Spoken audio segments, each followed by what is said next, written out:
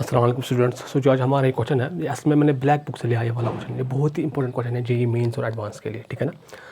So question ये है कि मेरे पास x1 x2 बहुत सारे एक नंबर है मेरे पास n, उसके सारे डिविजर्स हैं, सारे के सारे डिविजर्स है ना, मतलब 1 और n को इंक्लूड करके, ठीक है ना। और मुझे ये देख के है कि सभी डिविजर्स को अगर मैं सम करूँगा वो 75 के बराबर आएगा।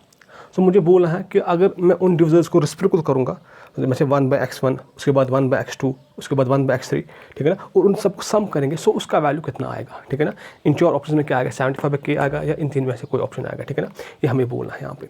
सो यहाँ पे मैं देखूँगा, यहाँ पे हमारे पास ये इक्वेशन है क्या, पहले मेरे पास ये इक्वेशन है, मेरे पास डिविजर्स है, we have sum of all divisors x1 + x2 + so on up to xk is equal 75। Sum of all divisors, जो भी मेरे पास नंबर है n, कोई भी नंबर हो सकता है, ठीक है ना, ठीक है, इसके सभी डिविजर्स 1 और n को इंक्लूड करके, ठीक है ना, वो आ रहा है सम 75 के बराबर। मुझे ढूंढना क्या है, मुझे इन डिविजर्स को पहले रेसिप्रोकल करना है, मतलब 1/x1 + 1/x2 + 1/x3 + so on up to 1/xk। मुझे इसका वैल्यू ढूंढना है, ठीक है ना, मुझे इसका इस एक्सप्रेशन का वैल्यू मुझे ढूंढना है। सो अगर मैं यहाँ पे एक एग्जांपल से पहले समझाऊँ, मेरे पास जो एग्जांपल में पहले कोई भी नंबर लूँगा, फॉर एग्जांपल मैं लूँगा नंबर है 24, मेरे पास नंबर है 24, इसके बहुत सारे डिविजर्स हैं, this can be written as 2 cube into, ठीक है, 2 क्यूब इंटू 3 इसको लिख सकते हैं, 2 क्यूब इंटू 3, ठीक है ना। इसके बहुत सारे डिविजर्स हैं। सो 1 इसका डिविजर है, 2 इसका डिविजर है, 4 इसका डिविजर है, 6 इसका डिविजर है, 8 इसका डिविजर है, ठीक है ना, 3 भी इसका डिविजर है, 24 भी इसका डिविजर है, और इसका एक और डिविजर है, मतलब इसके टोटल में 8 डिविजर्स आएंगे, ठीक है ना, 1 2 3 4 5 6, और इसका डिविजर 12 है। तो ये सारे इसके डिविजर्स हैं, ठीक है ना। अब यहाँ पे मैं एक स्टेटमेंट बनाऊंगा, मैं एक स्टेटमेंट ये बनाऊंगा, अगर इस नंबर को, जो मेरे पास नंबर है 24, अगर मैं इसको किसी डिविजर से क्या करूँगा, अगर मैं इसको किसी डिविजर से डिवाइड करूँगा, जैसे 24/1, 24/2, 24/3, 24/4, 24/6, 24/8, 24/12, 24/24।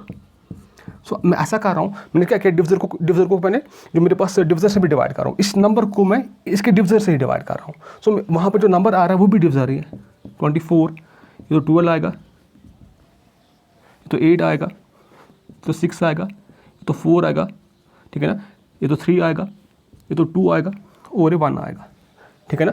सो ये भी तो सारे, ये तो अगर मैं ये सेट लूँगा या मैं ये सेट लूँ, जो मेरे पास ये सेट है 1 2 3 4 6 8 12 24, दिस सेट, इस सेट में जो नंबर्स है वो सारे के सारे नंबर्स इस नंबर 24 के डिविजर्स हैं।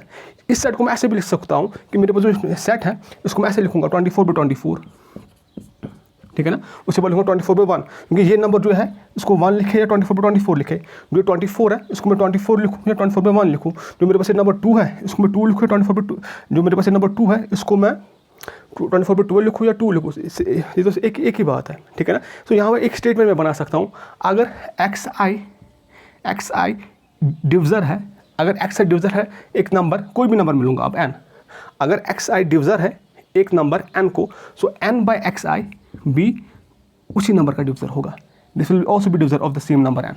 अगर xi डिविजर है n को, सो n/xi भी डिविजर होगा उस नंबर का, बराबर यहाँ पे भी है, जैसे मैंने यहाँ पे दिखाया ये वाली स्टेटमेंट, ठीक है ना। अब यहाँ पे अगर मुझे बोला गया होता कि आप इन सब डिविजर्स को सम ढूंढो, ठीक है ना, इन सब डिविजर्स को अगर मुझे सम ढूंढना होता था तो मैं क्या करता, बीच में प्लस लगाता, वो आता ऐसे 1 + 2 + 3 + 4 + 6 + 8 + 12 + 24, ऐसे आता है, ठीक है ना। या ये मैं ऐसे भी लिख सकता था, यही एक्सप्रेशन 24/1 + 24/2 + 24/3 + 24/4, ठीक है, मतलब इस सारे, ये तो मैं ऐसे भी लिख सकता था। सो अगर मैं ऐसे इसमें करूँ फिर तो सीधी सी बात है, तो अगर मेरे पास जो ये एक्सप्रेशन है, इसमें जो मतलब ये सारी की सारी इसमें जो ये नंबर्स आ रहे हैं, अगर मैं इनको n से मल्टीप्लाई करूँगा और n से डिवाइड करूँगा, तो जब मैं जो ही मैं n से मल्टीप्लाई करूँगा, ठीक है ना, जो ही मैं n से मल्टीप्लाई करूँगा, ये तो ऐसे आएगा n/x1 + n/x2 + n/x3 + so on up to n/xk। और जब मैंने n से मल्टीप्लाई किया तो मुझे n से डिवाइड भी करना पड़ेगा, और यहाँ पे मैं श्योर हूँ, मुझे पूरा पता है ये जो नंबर्स यहाँ पर लिखे n/x1, n/x2, n/x3 सारे के सारे इसी नंबर्स के डिविजर्स हैं और मुझे पता है सब डिविजर्स का सम 75 के बराबर है। सो ये 75 के बराबर आएगा डिवाइड बाय n। सो बहुत ही सिंपल सी प्रॉब्लम थी, ठीक है ना। सो इसका ये वाला आंसर आएगा 75/n, यही इसका ऑप्शन आंसर आएगा, ठीक है ना। अब यहाँ पे अगर इसको फिर से एक बार रिपीट करूँ, मैंने कहाँ से 75 लाया, 75 तो इसके बराबर है, ये है 75, x1 + x2 + x3 + so on up to x के 75 के बराबर है। तो मैंने इसको n/x1 + n/x2 + n/x3 + so on up to n/x के, ये मैंने 75 के बोला, मैंने यही 75 बोला। इसकी एक्सप्लेनेशन ये है कि मैंने अभी समझा आपको, उस एग्जाम्पल मैंने इसे समझा था मैंने जो 24 के डिविजर से बराबर जो n/x1 है ये भी इसी में ही कोई नंबर होगा, x1 तो नहीं होगा लेकिन इसी में ही कोई नंबर होगा। सीधी सी बात, x1 तो नहीं हो सकता है, ठीक है ना। जैसे मैंने अभी भी देखा था 24 के बहुत सारे डिविजर्स हैं, ठीक है ना। जब मैंने इसको किसी डिविजर से डिवाइड किया वो कोई और डिविजर आया, ठीक है ना। अगर मैं 24 पर 2 करूँगा तो अगर 2 इसका डिविजर, 2 है इसका डिविजर, तो 12 के बराबर आएगा, 12 भी इसी में है। ऐसे 24 पर कोई और डिविजर से डिवाइड करेंगे वो भी जो नंबर आएगा वो भी डिविजर होगा, ठीक है। ऐसे यहाँ पे सारे डिविजर्स का सम ही है, यहाँ पे ये सब डिविजर्स का सम यहाँ पे लिखा है। सो यही लिखा मैंने 75, सो इसका डिनोमिनेटर में n है, सो ये वाला ऑप्शन इसका 75/n इसका करेक्ट ऑप्शन है।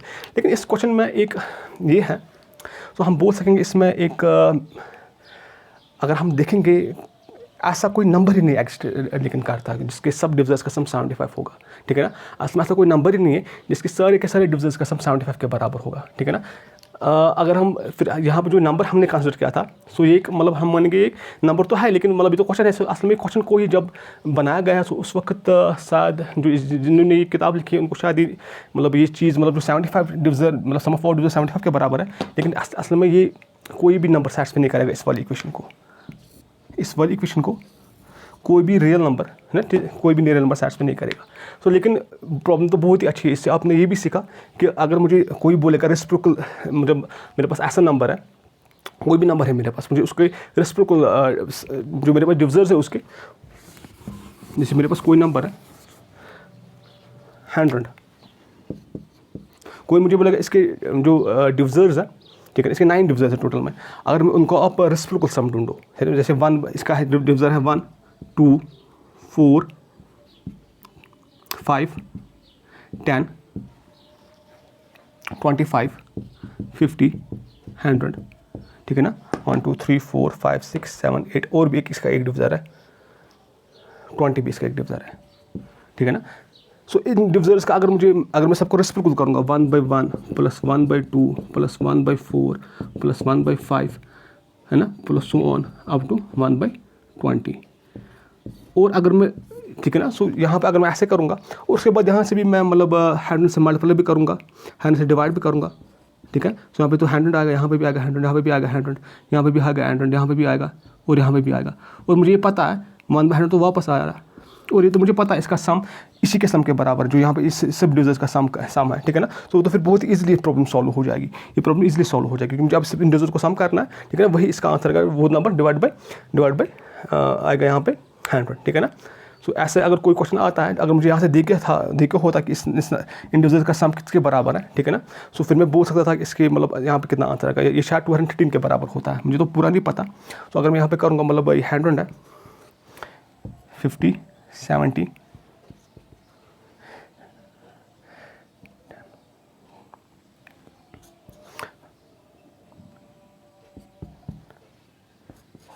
वहाँ पे तो ये बचा 227 आएगा, तो 217 को बराबर है, 2 7 8 9 10 11 217/10, तो वो आएगा 21.7, नहीं सॉरी ये आएगा 2.17, ठीक है ना। सो अगर मेरे पास नंबर है 100, इसके जितने भी डिविजर्स है उनको अगर मैं रेसिप्रोकल सम करूँगा 1/1 + 1/2 + 1/4 + 1/5, सो इस फॉर्मूला से तो बहुत इजीली सॉल्व हो गया, 2.17 इज द आंसर, ठीक है ना। Thank you.